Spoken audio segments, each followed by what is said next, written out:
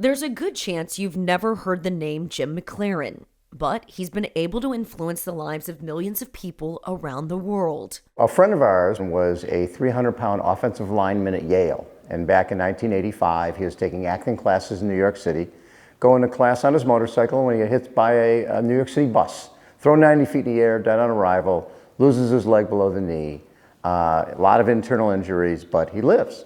And then 8 years later, he's racing in Mission Viejo. A van goes through a closed intersection, hits the back of his bike, propels him headfirst into a pole. A guy who's already an amputee becomes a quadriplegic. Bob Babbitt, along with two of his buddies, decided to help a friend in need and raise $50,000 to buy Jim a van. 3 women took notice and told Bob he might be onto something. And said, it's great we did for Jimmy, but did you know when you get injured, your health insurance will cover a walking around leg or an everyday wheelchair. Nothing to do with sport is covered by insurance because they consider sport a quote-unquote luxury item. And everybody out there knows that sport is a huge part of who we are and what we do. So at that point, we became an official charity and decided if someone needed a piece of equipment, training, or travel to stay in the game of life through sport forever and a day, CAF would be there. And with that, the Challenge Athletes Foundation was born. In the 30 years of its existence, CAF has raised close to $160 million and given hope to those who've lost a limb. Back in the day, charity was all about late night commercials, Sally Struthers, violin music, feel sorry for me, please help. We were never like that.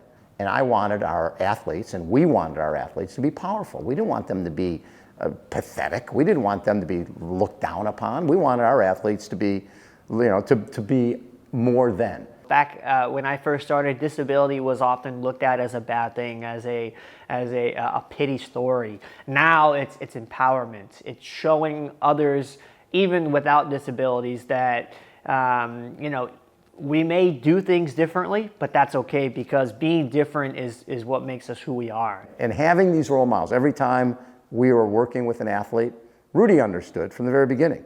He's in it for the next kid, right? He's there because their next kid doesn't know where the journey's going to go. Rudy does know. Rudy Garcia Tolson had both legs amputated when he was 5, and with the help of CAF, was able to become a 2-time gold medalist and 5-time medalist in the Paralympic Games.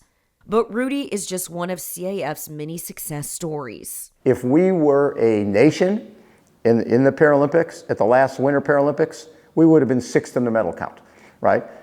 Because so many of these Paralympic athletes are getting they're getting their start, they're getting their grants, they're getting their travel from CAF. Last year alone, CAF secured nearly 4,000 grants totaling $7 million, all in hopes of allowing people who need the help to regain some sense of normalcy in their lives. Every time you leave the house, the spotlight is on you. You don't blend. You don't blend. So you either embrace it or you shrink from it. And 99.9% of the kids and adults we work with, they embrace it. There's so many parents who will tell you, we're in Haven, South Dakota. My child is the only amputee there. They've never seen anybody like them. They come out here and there's legs laying all over the ground, right? And one mom told me, she goes, for 356 days a year, he feels different.